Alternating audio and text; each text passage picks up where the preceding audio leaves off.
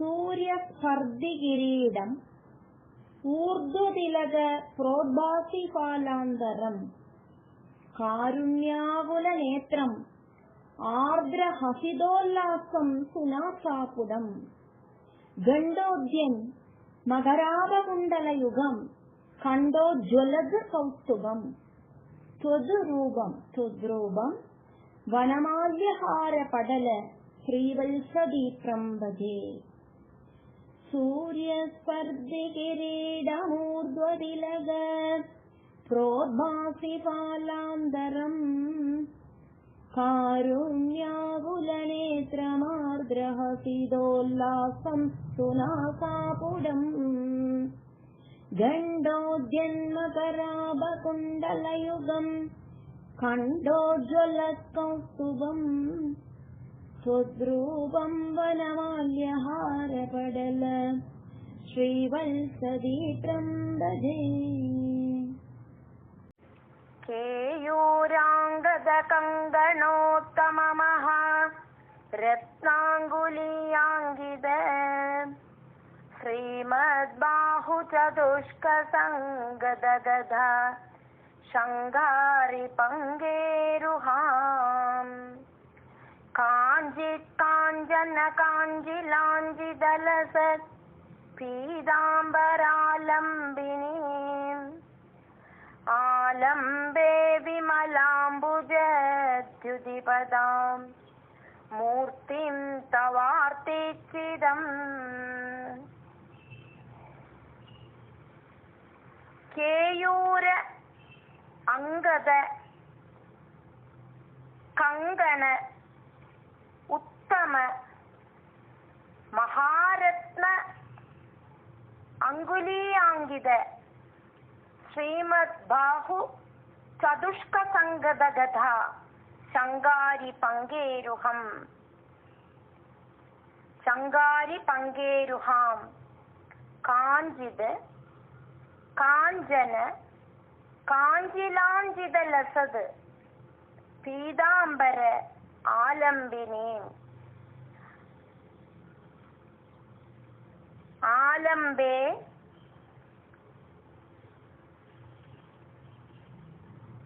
विमलाम्बुज द्युतिपदाम् मूर्तिं तव आर्तिचिदम्। त्रैलोक्यमहीयसो विमहिदम् सम्मोहनं मोहनात् कान्दं कान्दिनिदानतोऽपि मधुरं माधुर्यदुर्यात् अभि सौन्दर्योत्तरतोऽपि सुन्दरतरं त्वद्रूपमाश्चर्यतोऽपि आश्चर्यं भुवनेन कस्य कुतुकं पुष्णादि विष्णो विभो।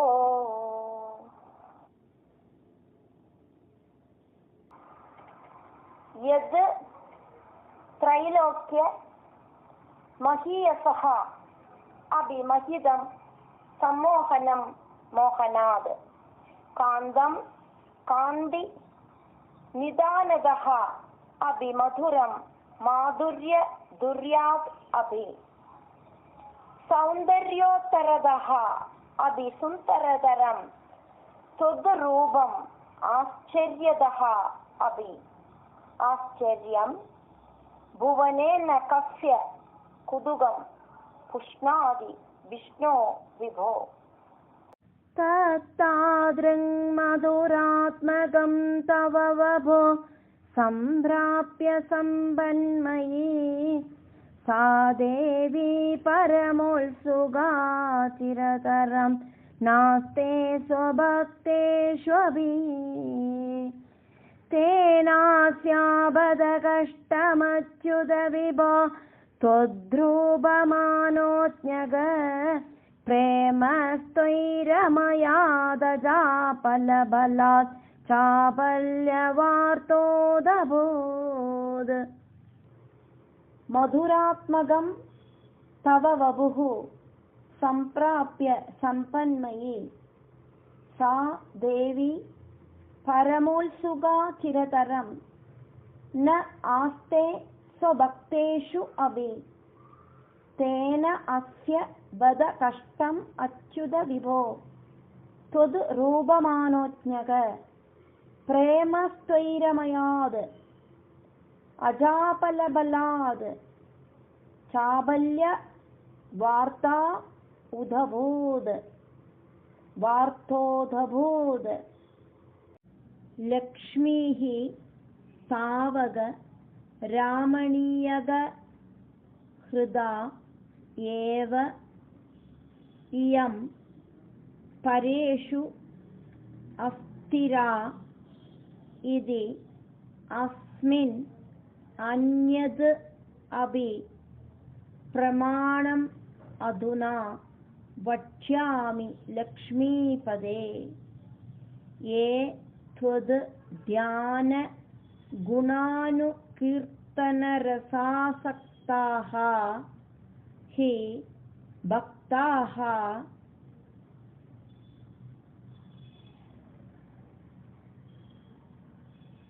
जनाः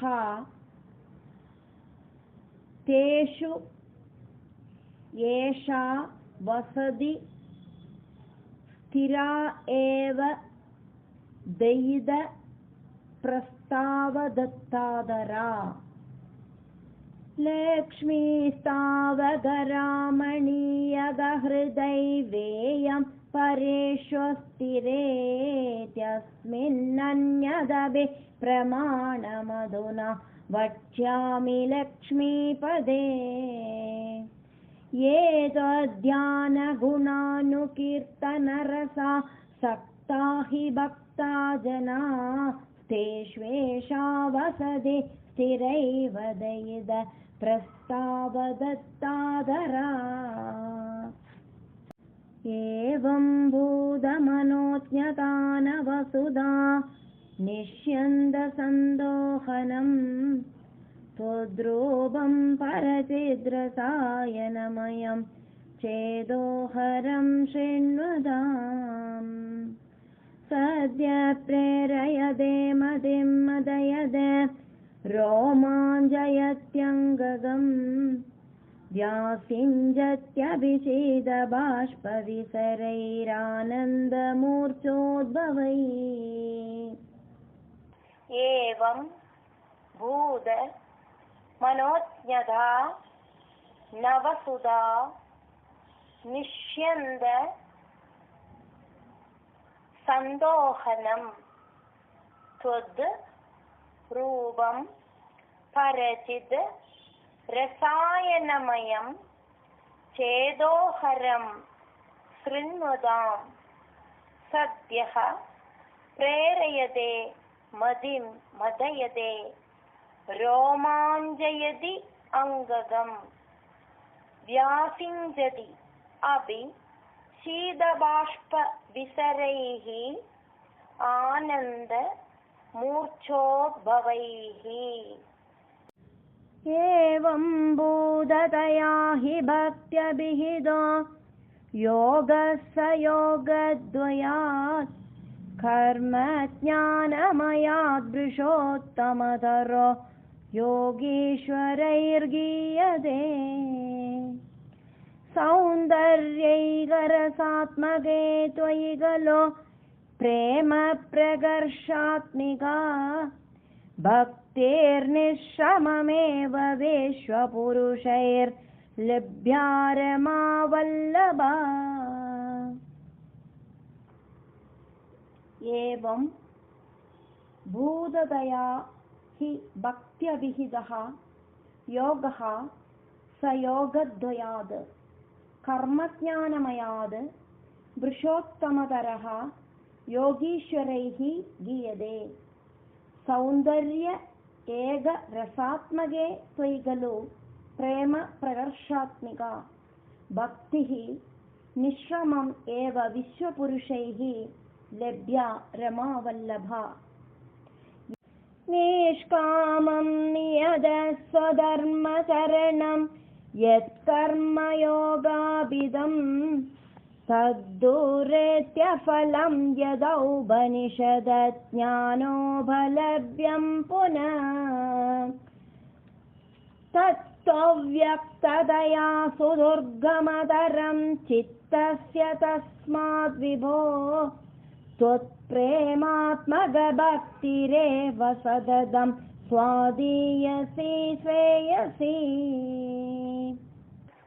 निष्कामं नियत स्वधर्मचरणं यत् कर्मयोगाभिधं तद् दूरेदि अफलं यद् औपनिषदज्ञानोपलभ्यं पुनः तद् तु अव्यक्ततया सुदुर्गमतरं चित्तस्य तस्माद् विभो त्वद् प्रेमात्मकभक्तिः एव सततं स्वादीयसी श्रेयसी। अत्यायासकराणि कर्मपडलान्याचर्यनिर्यन्मला बोधे भक्तिपदे तवाप्युजिततामायान्ति किं तावदा क्लिष्ट्वा तर्कपदे परं तव वभोर्ब्रह्माख्यमन्ये पुनः चित्तार्द्रत्वं कृते विचिन्त्य बहुभिः सिद्ध्यन्ति जन्मान्तरैः। अत्य आयासकराणि कर्मपडलानि आचर्य निर्यन्मलाः बोधे भक्तिपदे अथवा अभि उचितताम् आयान्ति किं तावदा क्लिष्ट्वा तर्कपदे परं तव वपुः ब्रह्माख्यम् अन्ये पुनः चित्त आर्द्रत्वं घृते विचिन्त्य बहुभिः सिद्ध्यन्ति जन्मान्तरैः। त्वद्भक्तिस्तु कदारसामृतसरे निर्मज्जनेन स्वयं सिद्ध्यन्ते विमलप्रबोधपदवीमक्लेशदस्तन्वदी सद्य सिद्धिकरे जयत्ययि विभो सैवास्तु मे त्वत्पद प्रेम प्रौढिरसार्द्रदा धृततरं वादालयादीश्वरा। त्वद् भक्तिः तु खदारसामृतसरे निर्मज्जनेन स्वयं सिद्ध्यन्ति विमलप्रबोधपदवीम् अक्लेशदः तन्वति सद्यः सिद्धिकरी जयति अयि विभो सः एव अस्तु मे त्वद् प्रेम प्रौढिरस आर्द्रता द्रुततरं वादालयादीश्वरा।